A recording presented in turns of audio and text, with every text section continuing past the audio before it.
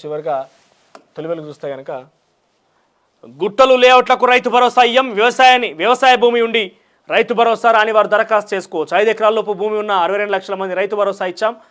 ఇక్కడ చూడండి, 5 ఎకరాల లోపు భూమి ఉన్న వారికి 60 లక్షల మందికి రైతు భరోసా ఇచ్చాం. మరి ఎవరికి వచ్చినాయి? ఇందాక మనం చూసినాం కదా, ఇద్దరు కాలర్లు ఫోన్ చేస్తే వాళ్ళకి రైతు బంధు రాలేదట.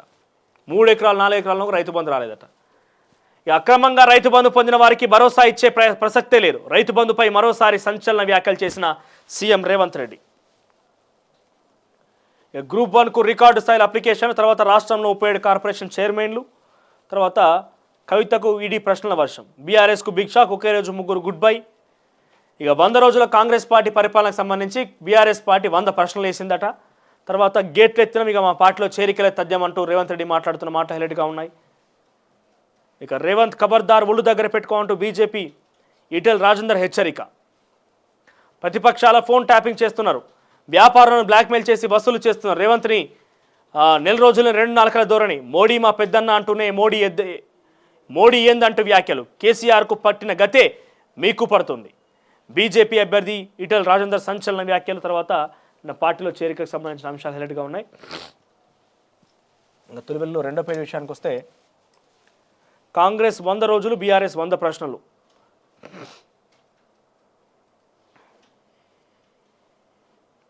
కవితకు ప్రశ్నల వర్షం, గ్రూప్ 1కు రికార్డు స్థాయిల అప్లికేషన్లు, గేట్లు ఎత్తినమన్న రేవంత్ రెడ్డి. గుట్టలు లేఅవుట్లకు రైతు భరోసా ఇయ్యం, తర్వాత రేవంత్ రెడ్డికి తప్పిన ముప్పు. ఏమైంది? తెలంగాణ ముఖ్యమంత్రి రేవంత్ రెడ్డి ప్రయాణిస్తున్న విమానంలో సాంకేతిక లోపం తలెత్తింది. దీంతో వెంటనే అప్రమత్తమైన విమాన సిబ్బంది అత్యవసరంగా ల్యాండ్ చేశారు. రేవంత్ రెడ్డి విమానం టేకాఫ్ అయ్యాక ఎమర్జెన్సీ ల్యాండింగ్ చేసినట్టు అధికారులు తెలిపారు. దీంతో త్రుటిలో పెను ప్రమాదం తప్పింది. ఇదే విమానంలో సీఎం రేవంత్ రెడ్డితో పాటు డిప్యూటీ సీఎం బట్టి విక్రమార్క, పొన్నం ప్రభాకర్, కాంగ్రెస్ పార్టీ తెలంగాణ ఇన్ఛార్జ్ దీపారాస్ మున్షి విమానాశ్రయంలో చిక్కుకుపోయారు. మధ్యాహ్నం 2:30 హైదరాబాద్ నుంచి ముంబై వెళ్లాల్సిన విమానం ఆలస్యమైంది. ఫ్లైట్ నెంబర్ 6E5099 ఇండిగో విమానంలో సాంకేతిక లోపం తలెత్తింది. వెంటనే మళ్ళీ శంషాబాద్ ఎయిర్పోర్ట్లో ల్యాండ్ చేశారు పైలట్. వెంటనే అక్కడికి చేరుకున్న టెక్నికల్ టీం ఇంజన్ ఐసీయూలో సమస్య తలెత్తినట్టు గుర్తించారు. ఇంజన్ వేడెక్కడంతో ఈ సమస్య వచ్చినట్టు పేర్కొన్నారు. దీంతో గంట నుంచి రేవంత్, బట్టి, కాంగ్రెస్ ఇన్ఛార్జ్ దీపారాస్ మున్షి విమానంలో ఉండిపోయారు. రిపేర్ అనంతరం మళ్ళీ టేకాఫ్ అయిన విమానం ముంబైకి వెళ్ళిపోయింది. ముంబైలో జరిగే రాహుల్ గాంధీ భారత్ జోడో న్యాయయాత్ర ముగింపు సభలో పాల్గొనేందుకు సీఎం రేవంత్ రెడ్డితో పాటు బట్టి, పొన్నం, దీపారాస్ మున్షి పలువురు ముఖ్య నేతలు ఇండిగో విమానంలో బయలుదేరారు. ఈ విమానంలో మొదటి రోలో A2 సీట్లో సీఎం రేవంత్ రెడ్డి కూర్చున్నారు.